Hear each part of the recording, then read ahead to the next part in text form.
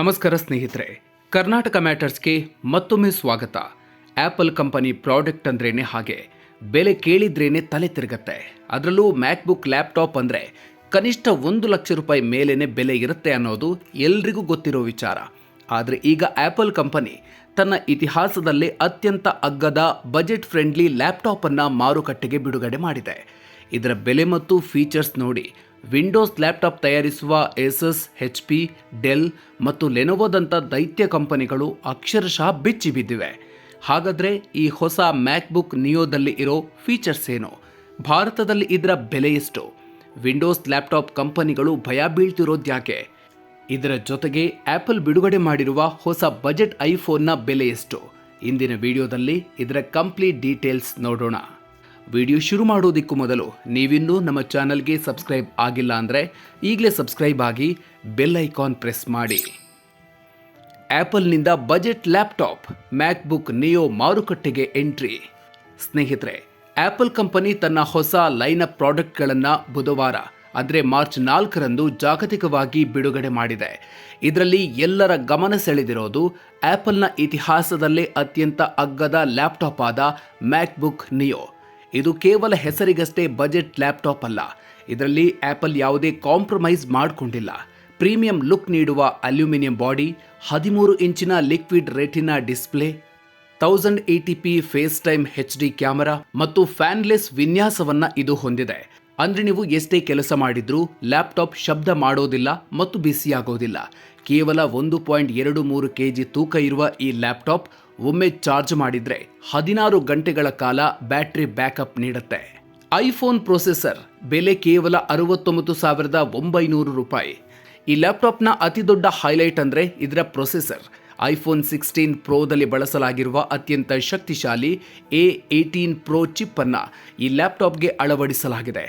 ಈ processor ಇಂಟೆಲ್ನ latest core ultra 5 ಚಿಪ್ಗಿಂತ 50% ವೇಗವಾಗಿ ಕೆಲಸ ಮಾಡುತ್ತೆ ಮತ್ತು ಫೋಟೋ ಎಡಿಟಿಂಗ್, AI ಟಾಸ್ಕ್ಗಳನ್ನು ಸುಲಭವಾಗಿ ನಿಭಾಯಿಸುತ್ತೆ.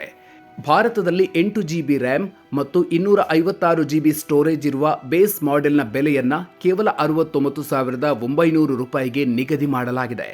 ವಿದ್ಯಾರ್ಥಿಗಳಿಗೆ 10,000 ರೂಪಾಯಿ ಡಿಸ್ಕೌಂಟ್ ಕೂಡ ಇದೆ. 512 GB ವೇರಿಯಂಟ್ ಬೆಲೆ 79,900 ರೂಪಾಯಿ ಇದೆ. ಬ್ಲಷ್, ಸಿಟ್ರಸ್, ಇಂಡಿಗೋ ಮತ್ತು ಸಿಲ್ವರ್ ಬಣ್ಣಗಳಲ್ಲಿ ಇದು ಲಭ್ಯ ಇದೆ. ಬೆಚ್ಚಿ ಬಿದ್ದಿದ್ದೇಕೆ ವಿಂಡೋಸ್ ಲ್ಯಾಪ್ಟಾಪ್ ಕಂಪನಿಗಳು? ಇಷ್ಟು ವರ್ಷ ಆ್ಯಪಲ್ ಲ್ಯಾಪ್ಟಾಪ್ಗಳು 1 ಲಕ್ಷದ ಮೇಲಿದ್ವು. ಹೀಗಾಗಿ 60-70 ಸಾವಿರ ಬಜೆಟ್ ಇರೋರು ಅನಿವಾರ್ಯವಾಗಿ HP, ಡೆಲ್, ಲೆನೋವೋ ಅಥವಾ ಏಸಸ್ನ ವಿಂಡೋಸ್ ಲ್ಯಾಪ್ಟಾಪ್ಗಳನ್ನೇ ಖರೀದಿಸ್ತಾ ಇದ್ರು. ಆದರೆ ಈಗ 70,000ಕ್ಕಿಂತ ಕಡಿಮೆ ಬೆಲೆಗೆ ಇಷ್ಟೊಂದು ಅದ್ಭುತ ಪರ್ಫಾರ್ಮೆನ್ಸ್ ನೀಡುವ ಆ್ಯಪಲ್ ಲ್ಯಾಪ್ಟಾಪ್ ಸಿಗ್ತಿರುವಾಗ ಜನ ವಿಂಡೋಸ್ ಲ್ಯಾಪ್ಟಾಪ್ ಯಾಕೆ ತಗೋತಾರೆ? ಇದೇ ಭಯ ಈಗ ವಿಂಡೋಸ್ PC ಮೇಕರ್ಗಳಿಗೆ ಶುರುವಾಗಿದೆ.